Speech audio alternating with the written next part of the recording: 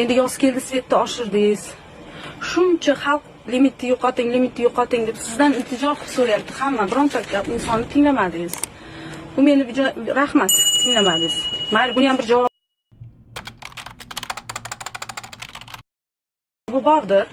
bordir. Qancha adolatsizliklar vij ko'payib ketdi. Svetni gapirmasak ham bo'ladi. Xalq gapirib yotdi, hech kim eshitgan yo'q, quloqiga ham solgan yo'q. Endi bilmayman bu yog'iga qanday yashaydi. Ben bir svetni limitni o'chiring deganingiz bilan limitni pasaytiring degan bilan bari quloq solmaysiz. Chunki shuncha xalq bos baqirib yotibdi. Dodvor qilib yotibdi. Eshitganingiz ham yo'q.